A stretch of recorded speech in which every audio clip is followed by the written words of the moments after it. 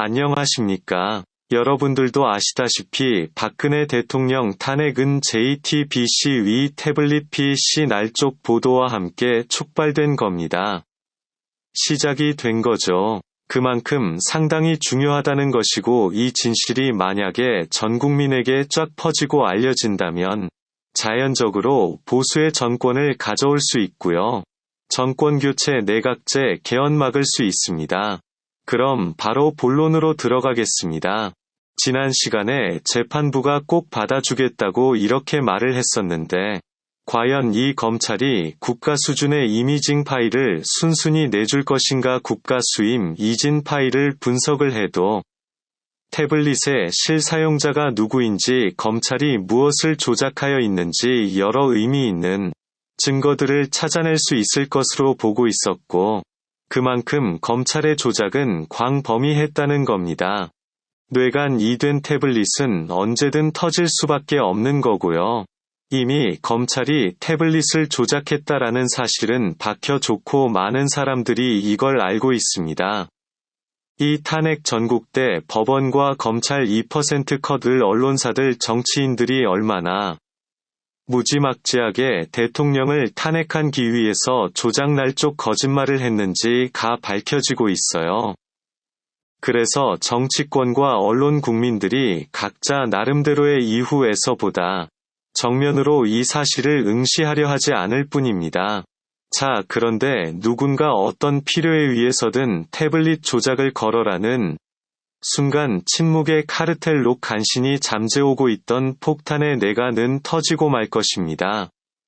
2020년 연말 이추미애 윤석열 갈등 사건이 그 가능성을 단적으로 보여주고 있는데요. 태블릿인 사용자는 김한수라는 결정적 증거를 잡아낸 이후 검찰에 조작 증거를 알리기 위해서 방송을 통해 알리는 것은 기본이고요. 이 외에도 태블릿 조작과 관련된 현직 검사와 전현직 검찰 간부 특검 관계자 JTBC-D자들 대기업 임원 등을 고소고발하거나 법무부 대검찰청 국가인권위 등의 수많은 감찰 진정서를 넣었습니다. 2010년 10월 28일 되는 취미에 법무부 장관 앞으로 사실 확인 요청이 질의서를 보냈고요. 이 변희재 대표가 이미 윤석열 검찰총장 휘하 검찰의 태블릿 증거 조작 자료 일체를 법무부에 진정 서로 넣은 게 있으니 확인하디 답을 하라고 요구를 했습니다. 그러면서 추미애 장관 앞으로도 검찰의 태블릿의 조작 증거 일체를 수집해 яд고 청구했습니다. 2020년 11월 11일에는 조국 전 법무부 장관이 단기 알바 장관이 재직하는 이 서울대를 찾아가 기자회견을 하고 검찰의 태블릿 조작 증거 자료 일체를 모아 우편으로 전달을 했습니다. 입만 열면 검찰 기억을 외치다가 좌절담한 인간에게 무기를 쥐어준 것이 인셈이죠. 또 윤석열의 검찰에 구속당 한 조국의 부인 정경심 교수에게 이러한 사실을 알려주고자 했답니다. 조국에게 보내는 공개 편지에서 대한민국 건국 이래 검찰의 최대 적폐의 사건인 태블릿 조작 및 언론인 구속 사건에 대해선 침묵을 하고 있으면서 검찰을 비판하는 당신의 진정성을 인정할 수가 없다. 이렇게 얘기하면서 진점으로 검찰 개혁을 원한다면 마지막으로 최소한의 진정성을 보여줄 기회를 놓치지 않기를 바란다. 이렇게 조언을 했다고 합니다. 자, 그래서였을까요? 친노 세력의 좌장격인 추미애 법무부 장관이 2010년 11월 24일 전격적으로 윤석열 검찰총장에 대한 징계 청구 및 직무 배제 결정을 내렸습니다. 그러면서 발표한 징계 어미 5개 중 첫 번째를 태블릿 사건의 관계자와의 부적절한 만남을 들은 겁니다. 자 중에는 브리핑에서 2018년 11월경 서울중앙지검장 재직 중 서울 종목 5소재의 주점에서 사건 관계자인 JTBC 위 실질 사주 홍석현을 만나 영적성을 훼손할 우려가 있는 부적절한 교류를 하여 검사의 윤리강령을 유발하였다. 이렇게 언급을 한 적이 있었죠.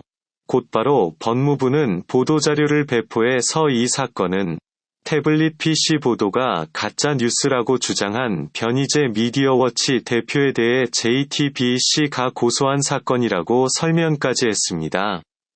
JTBC와 중앙일보는 즉각 반발을 하고 홍석현과 윤석열의 만남은 변희재가 기소된 이유라 문제가 없다.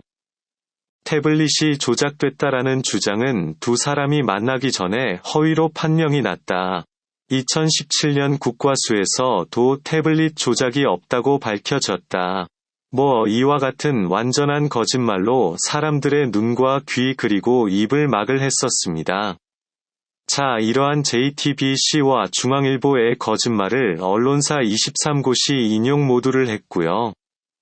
변희재 대표는 23개 언론사 모두를 언론중재위원회 조정 신청을 했습니다. 그리고 현재까지 그중 3개의 언론사가 자발적으로 변희재 대표가 요구한 반론보도 문을 제기했고요. 변희재 대표는 반론을 제기하지 않은 언론사에 대해 선처 없이 즉각 민형사소송을 제기할 방침이라고 이야기합니다. 물론 검찰 조직도 조중동의 지원을 등에 업고 강력히 반발에 나섰습니다. 2016년 탄핵 이후 조용히 엎드려 있던 김수남 전 검찰총장도 중앙일보 인터뷰를 통해 툭 튀어나와 가지고 추미애를 비판하기 시작했습니다. 검찰의 전현직 간부와 현직 평검사들까지 하나로 똘똘 뭉쳐서 추미애 비판에 가세한 거죠.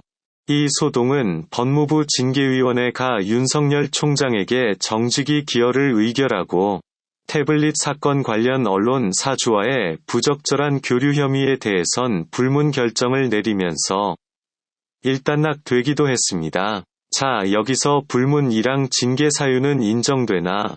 쉽게 말해 정복하자라는 정치적 판단을 내렸다라는 그런 의미입니다.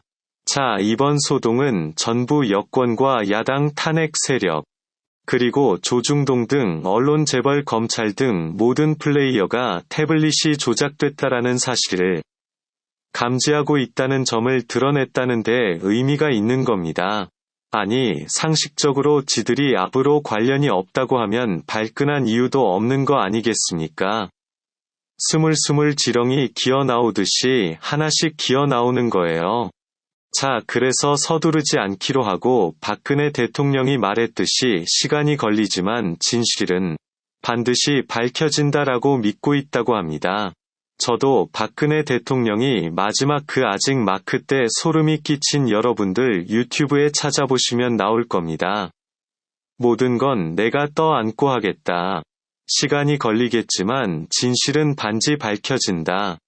그러면서 니들 마음대로 이 탄핵의 부당함을 전 국민이 알게끔 우리가 시너지 역할을 해주면 되는 겁니다.